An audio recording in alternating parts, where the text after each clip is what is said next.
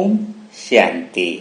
आज 3 अगस्त की बाबा की अव्यक्त वाणी है, यानी संडे की वाणी। अव्यक्त वाणी के अंदर बाबा मानो 6 दिन तक आपने क्या स्टडी करी है उसके बारे में हमारा स्वचिंतन या आत्मचिंतन का पता चलता है कि हम चेक कर सकें कि हमने क्या सीखा है ना। तो बाबा ने आज पूरी मुरली ज्यादातर 2 चीजों पर चलाई है कि एक तो है कि मनसा सेवा, कि आपने कितनी आत्माओं को दुख से छुड़ाया है ना, कितनी आत्माओं को दुख के बंधनों से मुक्त किया है। और बाबा ने दूसरी चीज क्या बताई है कि क्रोध से आप मुक्त हुए या अभी भी क्रोध आ तो नहीं रहा है। तो रिजल्ट के हिसाब से यह देखना है कि आपने सभी आत्माओं को मुक्ति का वर्षा दिलाया या नहीं दिलाया है, और स्वयं को जीवन मुक्त स्वरूप कितना बनाया है ना। आज इस बात को चेकिंग करने के लिए बाबा बता रहा है कि अगर तुमने मनसा सेवा की है तो इसका रिजल्ट क्या मिलेगा कि तुम स्वयं भी जीवन मुक्त स्थिति का अनुभव करोगे, यानी खुशी का अनुभव करोगे, आनंद का अनुभव करोगे। नहीं तो कई सारी मनसा सेवा कर भी रहे हैं और फिर भी वह दुखी है। इसका अर्थ क्या है कि कहीं न कहीं गड़बड़ी है ना। क्योंकि जो सेवा हमें खुशी न दे, जो सेवा हमें जीवन मुक्त स्थिति की तरफ आगे न बढ़ाए, भला वो सेवा कैसे हो सकती है। तो आज हम इसी चीज को देखेंगे कि हम आत्माएं कहाँ तक मुक्त हुई हैं और कहाँ तक जीवन मुक्त स्थिति का हम अनुभव कर रही हैं। तो मुक्ति तो सभी आत्माओं को मिलने वाली है, सारी आत्माओं को मिलने वाली है, लेकिन जीवन मुक्त अवस्था का अनुभव तो वही आत्माएं करेंगी जो इस ज्ञान को समझेंगी और ज्ञान को धारण करेगी, यानी ज्ञान के खजाने को धारण करेंगे। तो आज हम इसी बारे में चिंतन करेंगे और पिछले 6 दिन की मुरली में जो पॉइंट्स बाबा ने बताई है उसी को रिवाइज करेंगे, तो जिससे हमें समझ में आएगा कि हम जीवन मुक्त स्थिति कहाँ तक बने हैं। क्योंकि जीवन मुक्त स्थिति कहाँ तक बने हैं उसके लिए हमें जीवन मुक्त स्थिति की सही डेफिनेशन हमें पता होनी चाहिए कि जीवन मुक्त स्थिति की वास्तविक परिभाषा क्या है।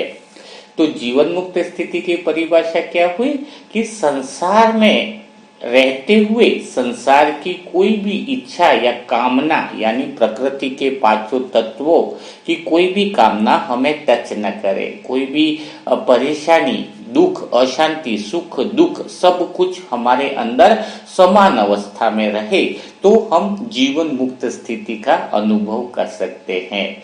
तो जीवन मुक्त स्थिति का अनुभव करने के लिए हमें किन किन बातों पर अटेंशन देना होगा वह आज हम चेक करेंगे।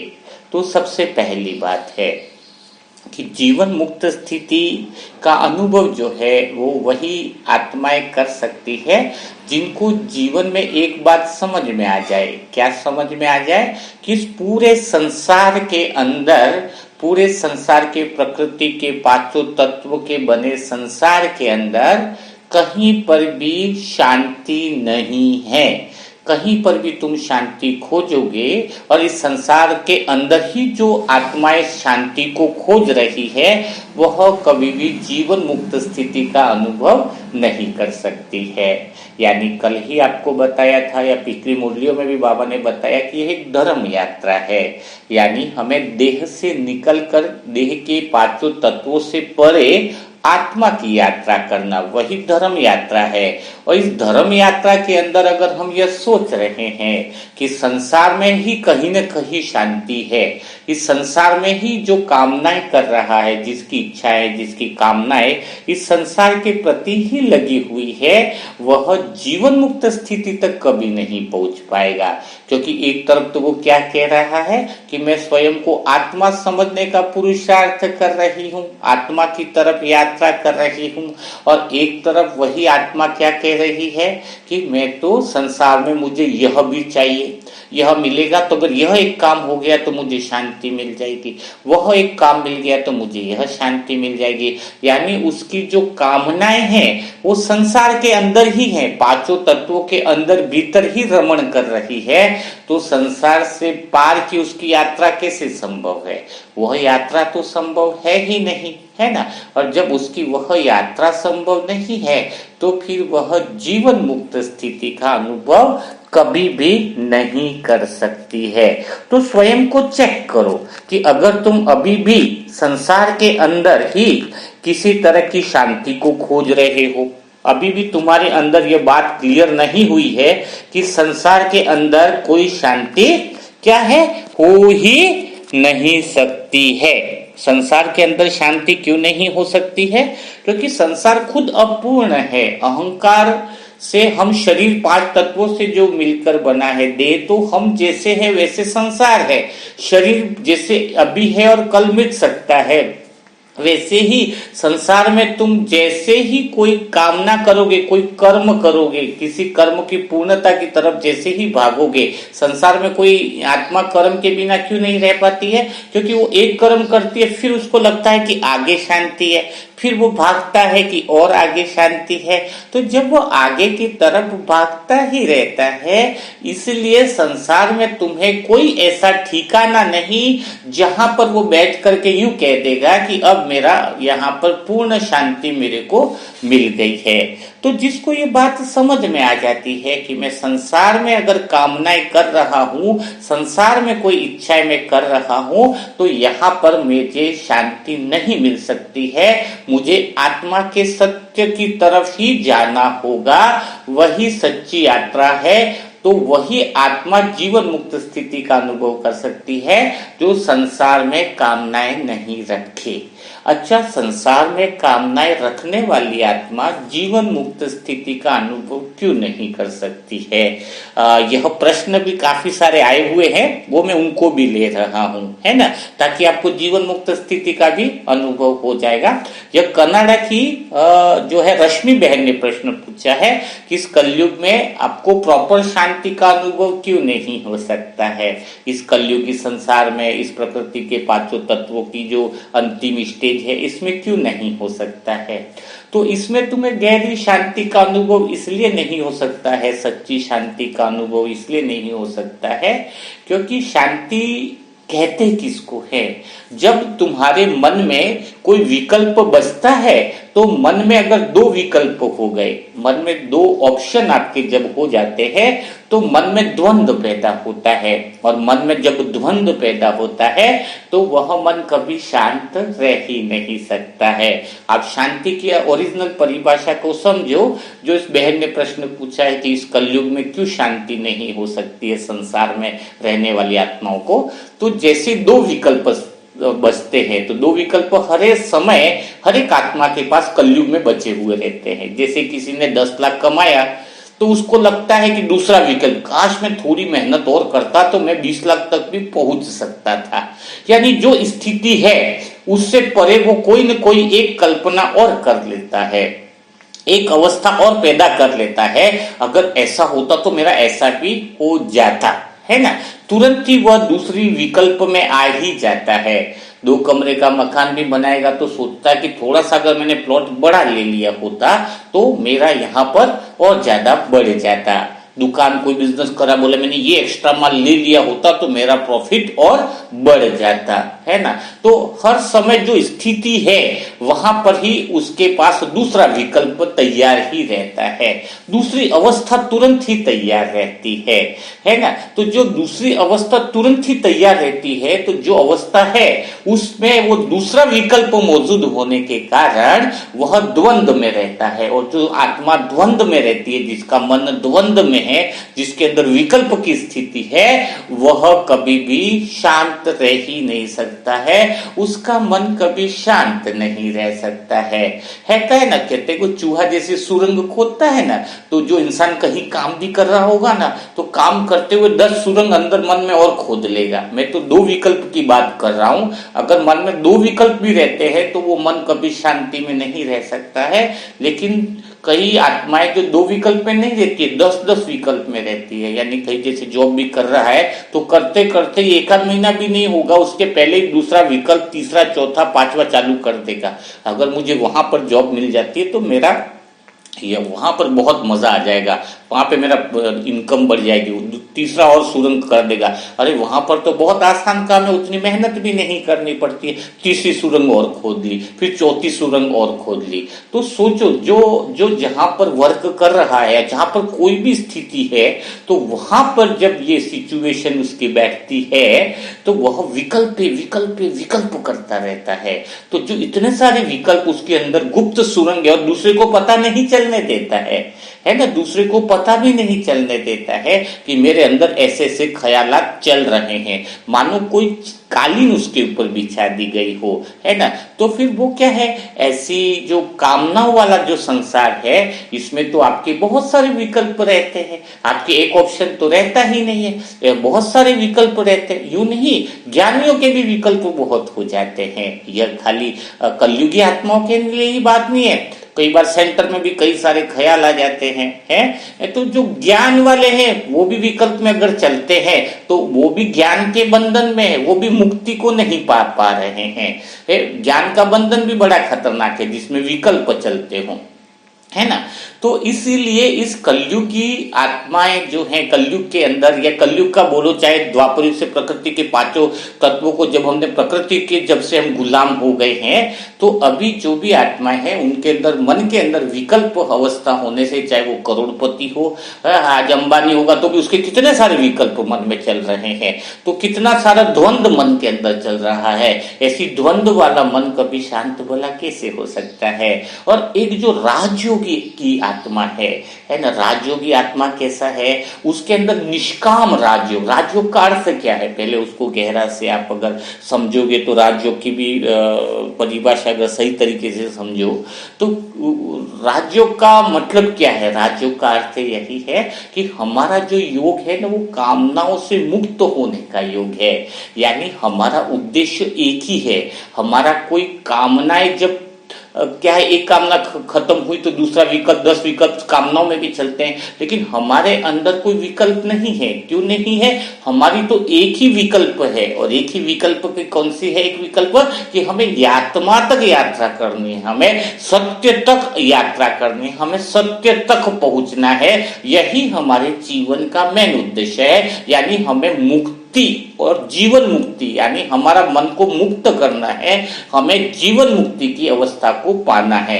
तो हमारा जो उद्देश्य है वो एक ही विकल्प है कि हमें वहां तक पहुंचना है ना।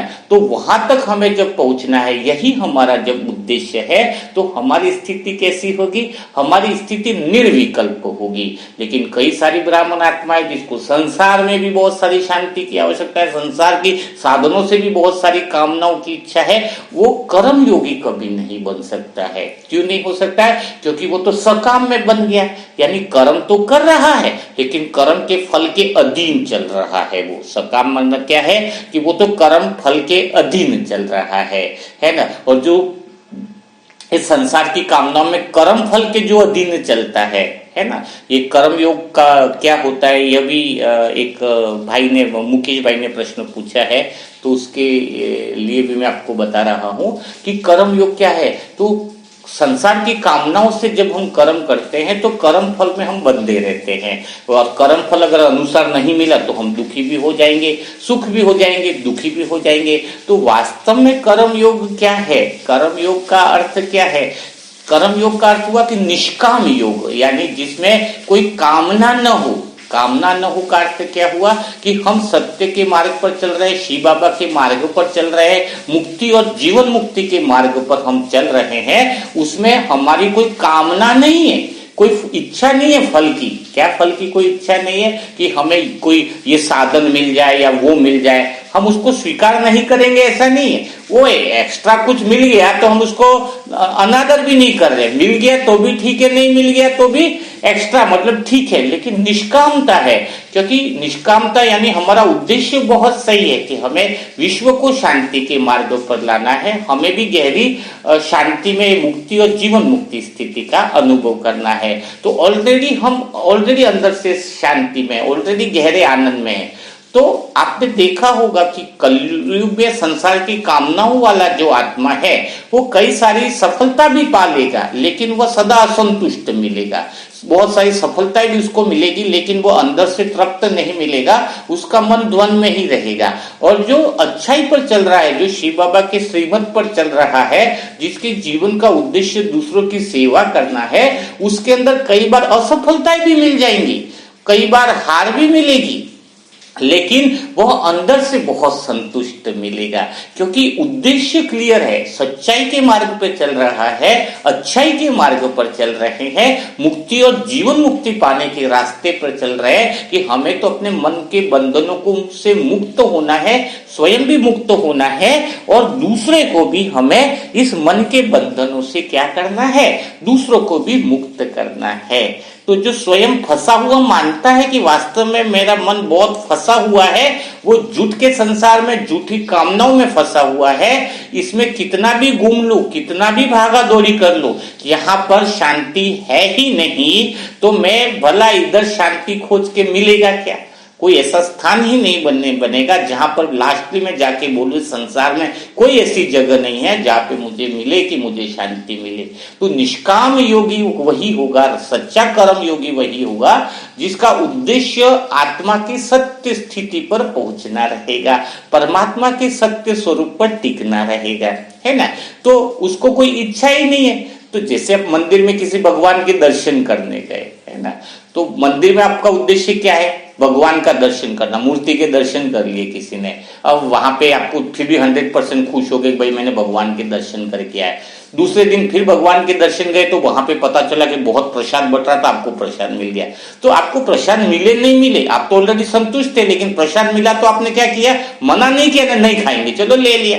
तीसरे दिन गए तो कंबल और बहुत सारी चीजें बट रही थी, तो तीसरे दिन भी आपको तो भगवान का दर्शन करने थे, वो कर लिया, लेकिन वहां पे बहुत सारी चीजें मिल रही थी, बांट रहे थे, कोई होगा तो उन्होंने दिया, तो आपने वो भी मना नहीं किया, आपने ले लिया। तो मना नहीं है, यानी हम निष्काम योगी हैं, लेकिन कोई फल हमें मिल रहा है तो हमारी फल की इच्छा के लिए हम नहीं कर रहे, लेकिन फल अगर कोई आ गया तो हम स्वीकार नहीं करें, ऐसा भी नहीं कि फल आ गया मिल रहा है तो ऑटोमेटिक हम स्वीकार कर रहे हैं कि भाई चलो मिल गया, वो गिफ्ट हो गई ना। अब हवा बह रही है, पसीना हमारा पोंछ लिया तो क्या है इसमें, है ना, हमने नहीं बोला कि हमारा कोई पसीना पोंछे, है ना। तो निष्काम योगी क्या करता है कि वो फल की कोई इच्छा नहीं है उसकी, उसके तो मेन इच्छा है कि मेन मुक्ति तक पहुंचना है, लेकिन बीच में जो फल ऑटोमेटिक मिलते जा रहे हैं तो उसके लिए हम नकार भी नहीं रहे कि हम फल नहीं लेंगे। इसीलिए कहा गया है कि जिसका नियत साफ है, जिसका उद्देश्य बहुत क्लियर होता है कि मुझे मुक्ति, जीवन मुक्ति तक पहुंचना है, उसको बाई प्रोडक्ट धन दौलत संबंध सब, बहुत शरीर सब अच्छा होता जाता है उसका, ऑटोमेटिकली शरीर भी उसका ठीक होता जाएगा। क्यों? क्योंकि भगवान को पता है वो बिना मांगे सब कुछ ठीक होता जाएगा, उसके परिवार में सब कुछ ठीक होता जाएगा। क्यों? क्योंकि उसके अंदर जो बेसिक है, जो मेन जो उद्देश्य है, मेन जो कर्म योग है, वो किसके लिए है? उसकी सच्ची इच्छा के लिए है, जीवन मुक्ति स्थिति को पाने के लिए उसका उद्देश्य है। नहीं तो कह रहे जीवन में शरीर ठीक कर दो, ये ठीक कर दो, तो ठीक है, बहुत ज्यादा बाबा को याद किया तो गॉड गिफ्ट मिलेगी कि आपके कर्म के हिसाब किताब पूरे होंगे तो आप ठीक भी हो जाएंगे। लेकिन जिसका उद्देश्य ही शुद्ध है तो उसके तो ऑटोमेटिकली प्रकृति, जैसे ही वो निष्काम योगी बनता है तो प्रकृति का वो गुलाम नहीं बनता है, प्रकृति उसके गुलाम बनने लग जाती है, प्रकृति उसके अधीन बनने लग जाती है। तो दादिया शुरुआत में रहे, बहुत सारे पाठ भी आएंगे, बेगारी के मतलब खाने के भी प्रॉब्लम्स रही, लेकिन बाद में कैसा हुआ, जैसे जैसे वो उस योग की अवस्था में आगे बढ़ते गए तो प्रकृति उनकी दासी बन गई ना, उनके पास कोई चीजों की कमी रही। आज भी योगी आत्मा है, सब कोई मधुबन में कमी है, या कोई भी बहुत प्यारली आपने देखा होगा कि बहुत योगी आत्मा है, जो निष्काम योगी आपने देखा होगा, तो वो कैसी है?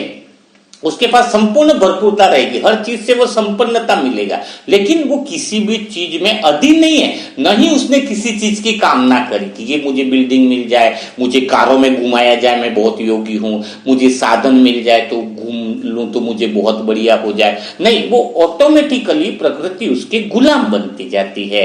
तो प्रकृति जब उसके गुलाम बनती जाएगी तो स्वाभाविक बात है कि प्रकृति के पांचों तत्वों तो अपने सारे साधन उसको सामने क्या करेगी, अर्पण कर देगी, है ना। तो इस बात को बहुत अच्छे से तुम्हें जीवन मुक्त स्थिति को समझना होगा।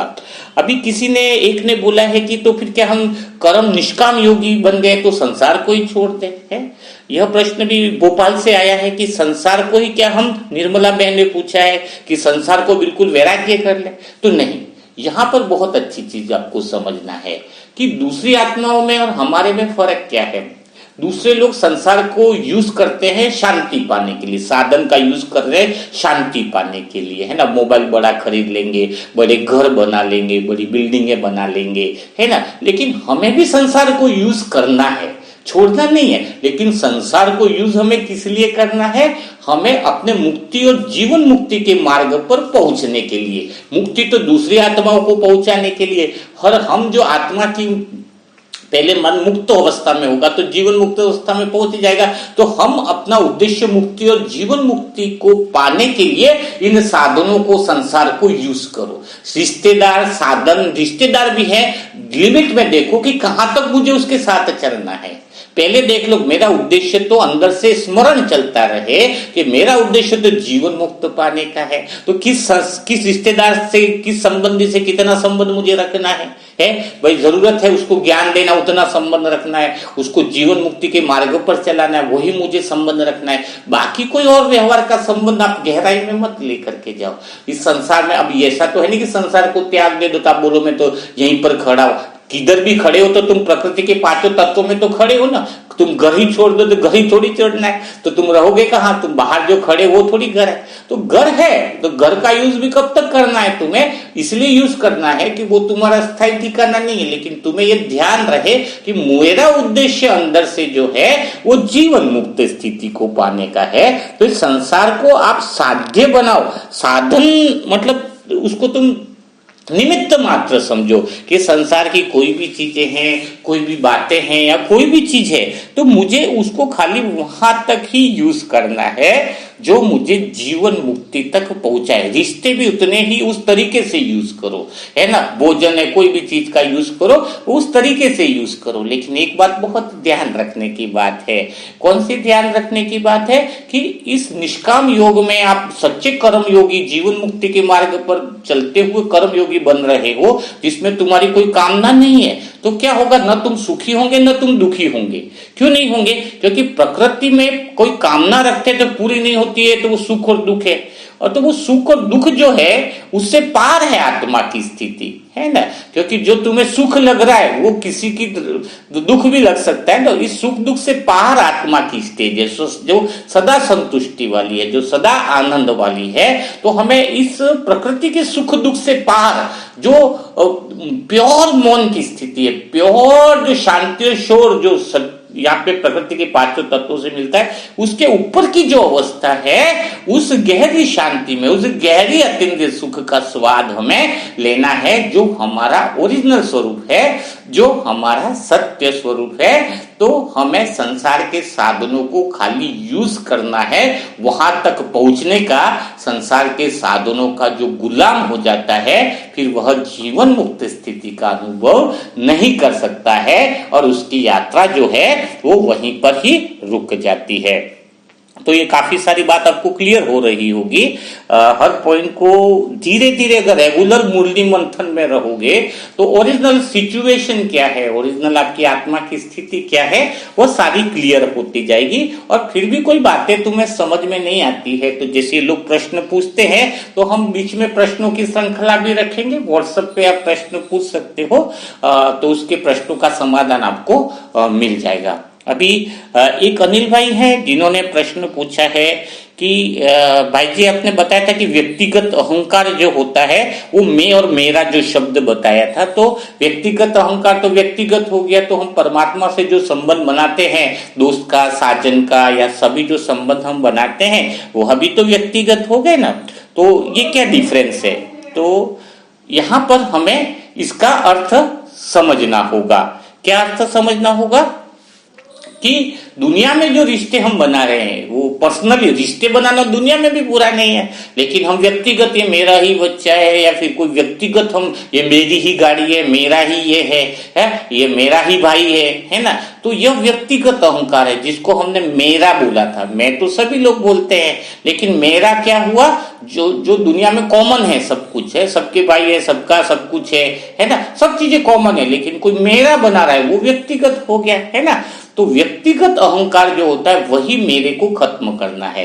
लेकिन शिव बाबा से भी हम भाई का संबंध बनाते हैं, दोस्त का बनाते हैं, साजन का बनाते हैं, तो वहां पर कोई व्यक्तिगत संबंध नहीं हुआ। कारण कैसा है ये समझो, अभी आप किसी से संबंध बनाए तो आपका भाई हो गया, तो वो सब शरीर के संबंध है। लेकिन शिव बाबा के साथ आप भाई का संबंध बनाया, शिव बाबा के साथ सजनी साजन का बनाया, कोई भी संबंध बनाओ, तो शिव बाबा क्या है पहले ये देखो। शिव बाबा है परमात्मा, लेकिन है तो आत्मा ही ना, पॉइंट ऑफ लाइट है ना। शिव बाबा कौन है, पॉइंट ऑफ लाइट यानी परमात्मा है, वो आत्मा ही हो गया, एक तरह से हमारी तरह ही है।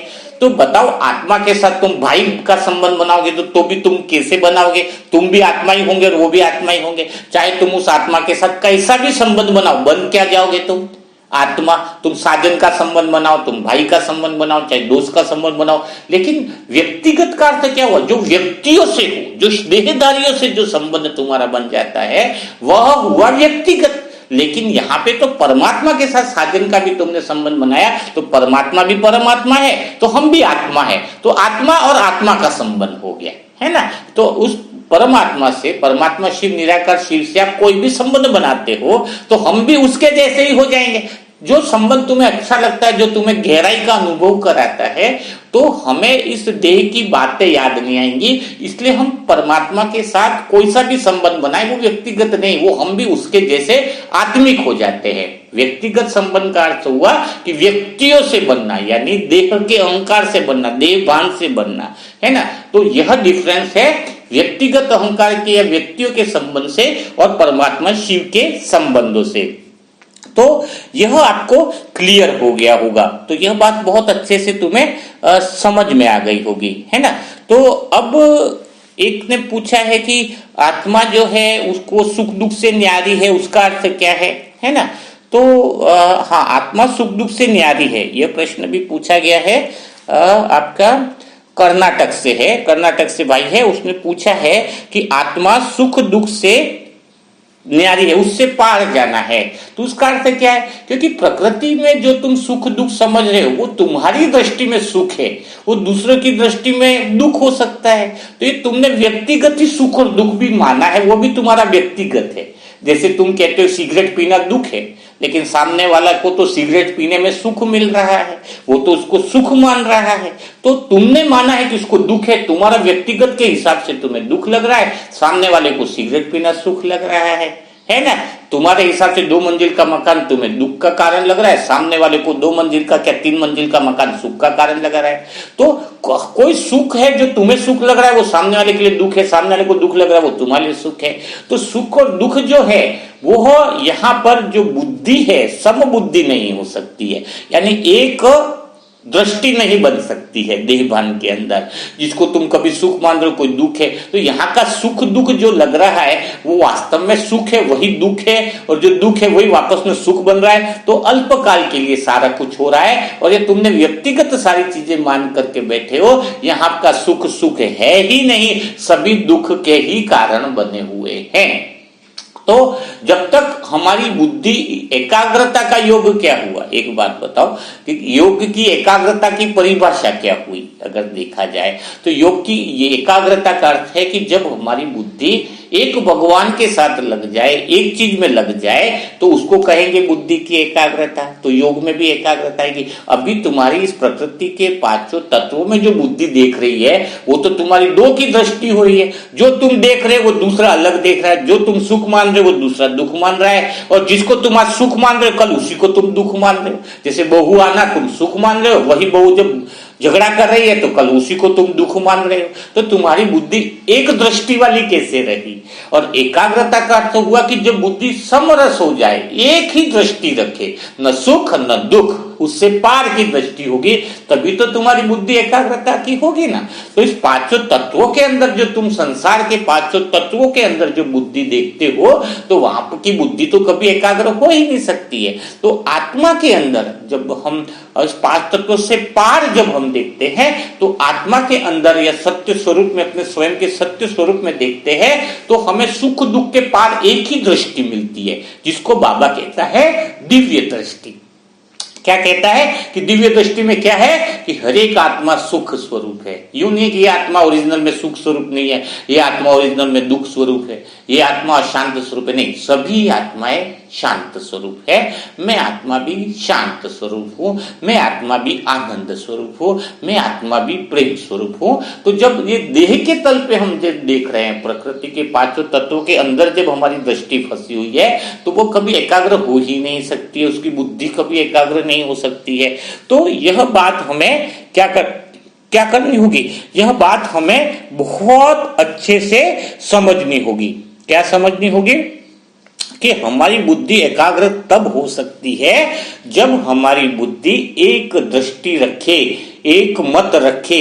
और एक दृष्टि और एक मत कब होगी, जब हम हमारा जो यात्रा की तरफ, हमारा जो लक्ष्य है उसकी तरफ हमारा ध्यान होगा, उसकी तरफ जब हमारा अटेंशन होगा, तो फिर हमारी बुद्धि एकाग्र होगी। यानी सच्ची शांति तो आत्मा में ही है।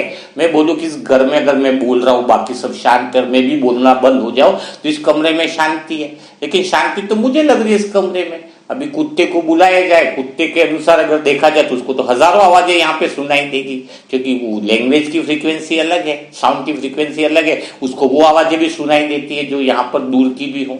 तो यह तो मेरे लिए शांति है, उसके लिए अशांति है। तो कहने का भाव क्या है, यहाँ प्रकृति के पांचों तत्वों की दृष्टि से जो आप देखते हो, दैहिक दृष्टि से जो भी देखते हो, तो इस संसार के अंदर कोई भी आपकी एक दृष्टि नहीं हो सकती है, एक तरह की बुद्धि हो ही नहीं सकती है। तो फिर एकाग्रता कहां से आएगी, है ना। तो जब हमारा एक लक्ष्य हो कि हमें सत्य की स्थिति में अनुभव होना है, आत्मा की तरफ हमें जाना है, आत्मिक स्थिति में अगर हमें अनुभव होना है, तो फिर क्या होगा कि हमारी जो दृष्टि है, हमारी जो देखने की जो ताकत है, वो बुद्धि की जो एकाग्रता कहते हैं, तो सीधी आत्मा पर रहे और हमारा लक्ष्य परमात्मा पर और आत्मा पर रहेगा, तो स्वतः ही हमारी बुद्धि एकाग्र हो जाएगी। तो मेन बात क्या चीज समझ में आई कि जब हमारा मन इस बात को समझ जाए, आज ब्राह्मण आत्मा में सबसे बड़ी जो प्रॉब्लम्स आ रही है वो क्या आ रही है, जो भी धार्मिक भक्ति में जो कर्म कांड कर रहे थे कि ये मंत्र अपना लो तो ये कामना पूरी होगी, वो मंत्र अपना लो तो वो कामनाएं होगी, तो वही बातें इस योग में भी भगवान के साथ अपनाना चालू कर दिया है।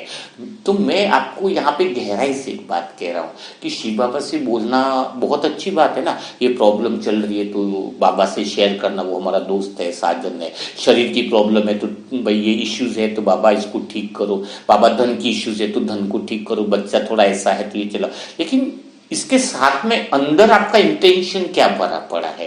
सभी आत्मा, जैसे 10 आत्माएं सभी बातों के लिए बोल रही है, एक आत्मा शरीर ठीक हो जाए बोल रहा है, एक आत्मा बोले बिजनेस ठीक हो जाए बोल रहे, एक आत्मा क्या बोल रही है, तीसरी आत्मा बोल रही है कि भगवान ये शरीर ठीक कर दे ताकि मैं मुक्ति तक, जीवन मुक्ति तक अच्छे से पहुंच पाऊं, मेरी जो आत्मिक यात्रा है वो मेरी अच्छी हो जाए। एक आत्मा बिजनेसमैन के लिए बोल रहा है कि भगवान मेरा बिजनेस इसलिए चला ले, ये बिजनेस तू चला ताकि उससे जो धन, एक तो परिवार का खर्चा अच्छे से चले, ताकि वो जिम्मेदारियां पूरी हो, और इसी धन के द्वारा मैं जीवन मुक्ति यानी शांति से बैठकर वह यात्रा और अच्छे से कर पाऊं, अच्छे से मनन चिंतन कर पाऊं, अच्छे से गहराई से चिंतन कर पाऊं। लेकिन खाली आपका संकल्प वहीं तक टिका पड़ा है कि पैसा आ जाए, धन आ जाए, धन आ जाए, धन आ जाए, शरीर ठीक हो जाए, शरीर ठीक हो जाए। तो उधर भगवान भी क्या देखेगा, कुदरत भी क्या देखेगी, ये आत्मा तो मेरी गुलाम है। प्रकृति क्या सोचेगी, ये तो मेरी गुलाम है, तो वो और गुलाम वाली आत्मा को और नचाएगी। क्या करेगी, पूरी तो होगी, बाबा को डेली याद कर रहे तो वो संकल्प भी तुम्हारे पुण्य बल रहा है तो वो पूरित होंगे। लेकिन तुम्हें इस प्रकृति के तत्वों से पार जैसे शुद्ध मनोकामना से इस संसार को साधनों को साधन बना करके यूज कर रहे हो, तो तुम्हारी इच्छाएं पूरी, बच्चे हैं, फैमिली है, लेकिन तुम्हारी उनके प्रति भी शुद्ध मनोकामना ये होनी चाहिए, सबसे अंदर सबसे प्योर मनोकामना ये होनी चाहिए कि काश यह भी संसार में रहेगा तो दुखी मानेगा, देह के भान में रहेगा तो दुखी रहेगा, तो काश परमात्मा भी इसकी बुद्धि को खोल दे, है ना, उसको ये समझ प्रदान कर ले कि यह मुक्ति और जीवन मुक्ति की तरफ बढ़े। समय इतना नाजुक चल रहा है कि यह भी अपनी मुक्ति और जीवन मुक्ति की तरफ बढ़े, है ना, नहीं तो वो क्या होगा, वो अपने मन में उसको विकल्प की अवस्था में रहेगा, हर एक मन में 10-10 सुरंग अपने 10-10 विकल्प लेकर के चलेगा, तो उसके मन में इतना द्वंद पैदा रहेगा कि वो कभी शांति का अनुभव नहीं कर पाएगा। तो सच्चे रिश्तेदार हो आप, सच्चे लौकिक पिता हो या माँ बाप हो, भाई हो, बहन हो, तो सामने वाली या मेरे साथ में कोई आत्मा है तो मैं उसके प्रति सबसे बड़ी शुभ भावना क्या होगी कि वो लखपति बन जाए ये बोलूं, या उसको अच्छा जॉब मिल जाए ये बोलूं, या फिर सबसे बड़ी कामना क्या होगी वो जॉब भी पालेगा तो भी कल दुखी होगा अपने संस्कारों के कारण, कल लखपति भी होगा तो भी अपने संस्कारों के कारण दुखी होगा। लेकिन अगर वह इस बात को समझ जाए कि हम इस देह भान से परे जाए, सच्चाई जो है मुक्ति जीवन मुक्ति का जो मार्ग है परमात्मा ने हमें एक अवसर दिया है, अगर इस बात को समझ जाए तो कितनी जिंदगी बदल जाएगी। तो क्या हमारी वो मूल बीज में जो नियत होनी चाहिए क्या वो हमारे अंदर है? अगर हमारी कुछ इच्छाएं पूरी नहीं हो रही है, कुछ लेट हो रही है, कई लोग दुआएं करते हैं, मनसा सेवा करते हैं और लगता है कि हमारे तो इतनी जल्दी पूरा ही नहीं हो रहा है और किसी की बहुत जल्दी पूरी हो रही है, तो अंदर बेसिकली अंदर से चेक करें कि हम भगवान से जो जुड़े हैं, शिव बाबा से, वो क्यों जुड़े हैं। भगवान ने तो पहली लाइन ही यहाँ पर कह दी है ना स्पष्ट कि मैं तुम्हें यहाँ पर मुक्ति और जीवन मुक्ति देने के लिए आया हूँ।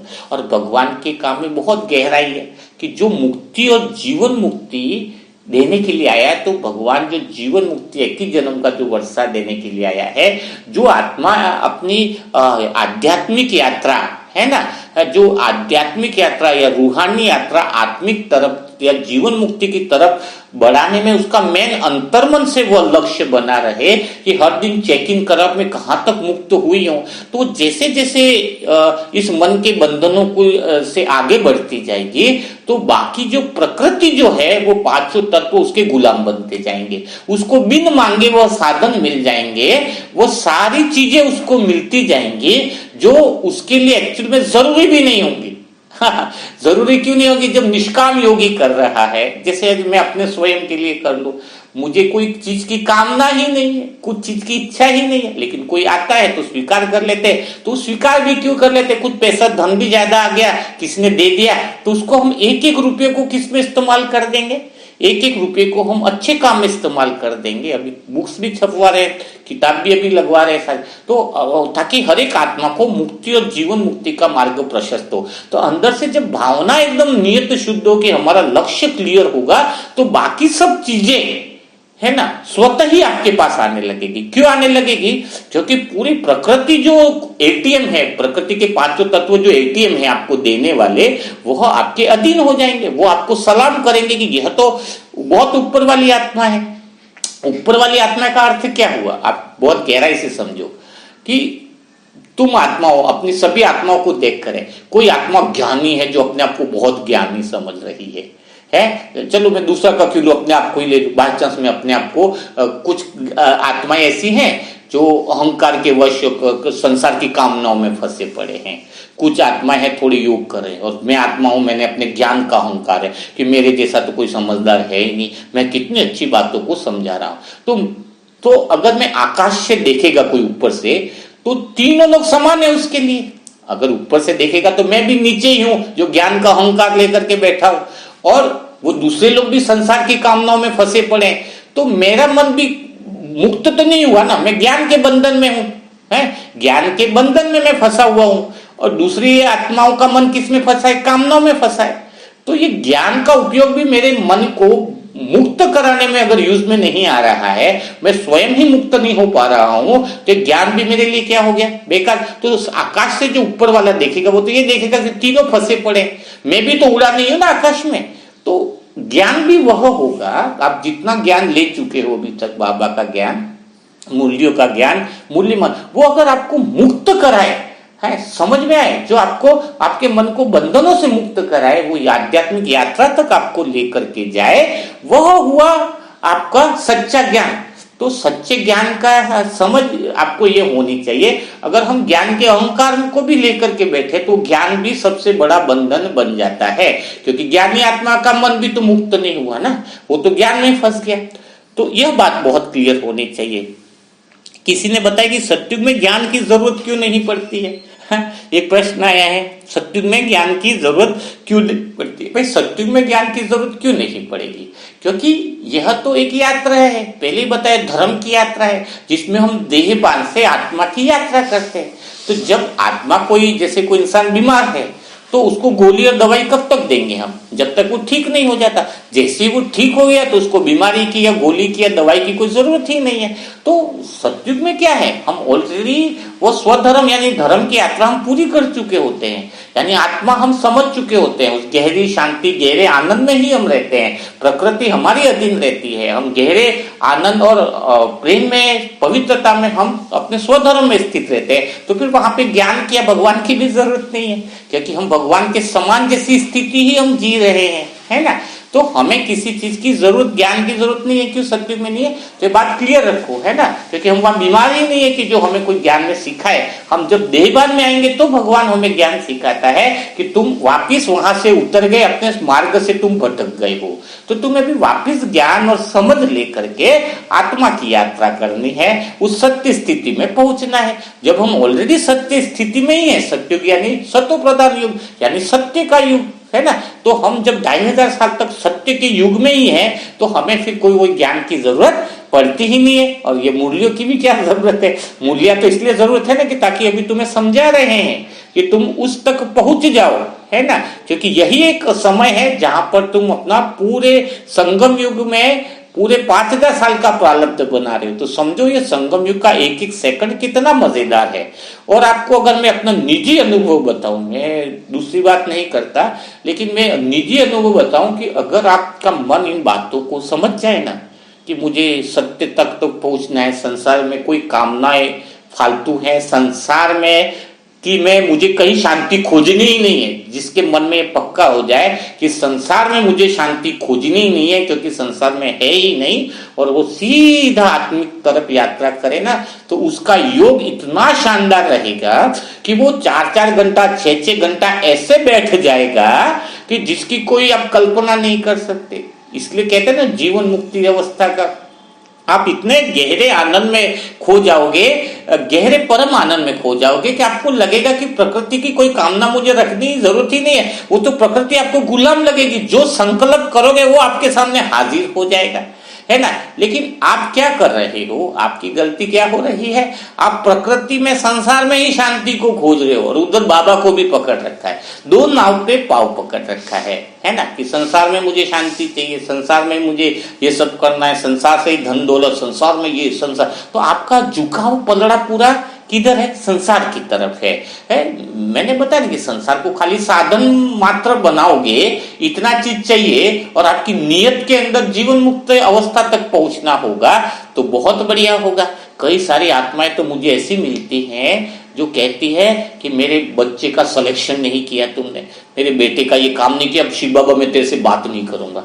अरे मतलब उन्होंने ज्ञान को कितना ही समझा ही नहीं है शिव बाबा को कि तुम काम नहीं करते। शिव बाबा यहाँ तुम्हें यहाँ संसार के झमेले से निकालने के लिए आया है, शिव बाबा तुम्हें जीवन मुक्त अवस्था के लिए लाया है। जो ऐसी तरह की बातें आत्माएं बोलती है, उन्होंने तो ज्ञान योग की शुरुआत ही नहीं करी है। वो तो भक्ति मार्ग से भी बदतर आत्माएं जो कहती हैं कि बाबा तूने मेरा काम नहीं किया, कल से मैं बात नहीं करूंगा।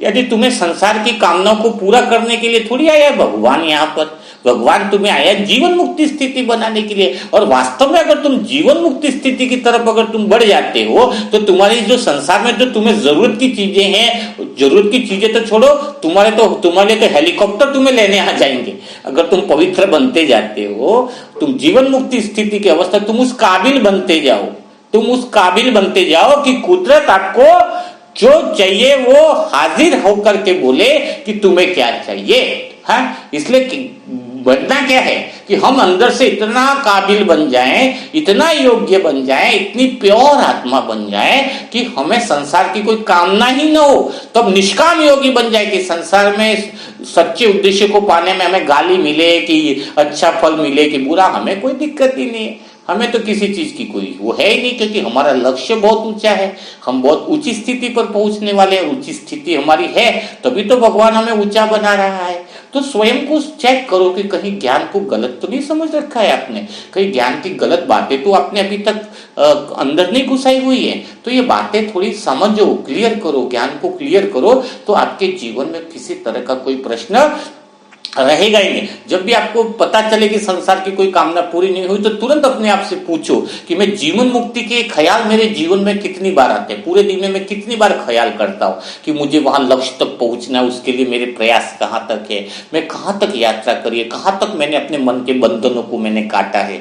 जब तुम यह प्रश्न अपने आप से पूछोगे, तब फिर शिव बाबा की आंख में आंख मिलाकर बोलो, हे परमात्मा मीठे बाबा, मैं तो सच्चे लक्ष्य की तरफ बढ़ रही हूँ आत्मा, है ना। तो इसके अंदर कोई भी थोड़े व्यवधान भी कुछ है तो ऑटोमेटिक भगवान हमारा दोस्त है, साजन है, उसके साथ बात भी शेयर करो। तो फिर बाबा पे छोड़ दो, बाबा खुद वो सारी चीजें ऑटोमेटिकली करता रहेगा। लेकिन तुम अपनी अवस्था को मत गिराओ, तुम अपनी अवस्था को दिन ब दिन इतनी ऊंची लेके जाओ, इतनी ऊंची लेकर के जाओ कि खुद खुदा तुमसे पूछे कि बोल बंदे तेरी रजा क्या है ना। कहते हैं ना, खुद को इतना काबिल करो कि खुदा खुद पूछे कि बोल बंदे तेरी रजा क्या है ना। तो देखो, इसी तरीके से आज जो भी दादियां हैं, जितने भी बड़ी भाई बहन हैं जो योगी आत्मा है, उनके लिए कितने फूल बिछाए रहते हैं, है ना। उनको कोई चीज की कमी है, क्यों कमी, पर कोई कमी भी नहीं है ना, उनको कोई चीज की लालसा है। यह बात भी बहुत गहरी और बहुत ऊंची समझ में आती है ना। तो इस तरीके से हमें ज्ञान की अच्छे से समझ रखनी है, ज्ञान को क्लियर रखना है, ज्ञान के कई सारे बिंदुओं को भी स्पष्ट रूप से हमें समझना होगा। तो वैसे भी आज 45 मिनट हुआ, संडे है तो संडे के दिन आपको 5-6 दिन की जो कमेंट्रियाँ हुई है उनको आपको आज बैठ करके पूरी तरीके से सुनना है, उस लेवल में सुनना है कि मुझे जीवन मुक्ति तक पहुंचना है, उस भावना के साथ सुनना है। फिर देखो जीवन में कितना मजा आ जाएगा। और आपके भी कोई प्रश्न है, कोई डाउट है तो आप व्हाट्सएप पर आप लिख सकते हो, कोई चीज क्लियर नहीं हो रही हो तो फिर आपको क्या है, क्लियर करने में मदद मिलेगी। और हो सके तो ये जैसे संडे का मुरली मंथन हो गया, 2 बार 4 बार 5 बार सुनो, ताकि आपको सारे कंसेप्ट क्लियर हो जाए, क्योंकि ज्ञान में कंसेप्ट क्लियर होना बहुत ज्यादा जरूरी है। तो कल फिर हम मुलाकात करेंगे ऐसे ही मुरली मंथन के साथ। तब तक के लिए सभी भाई बहनों को ओम शांति।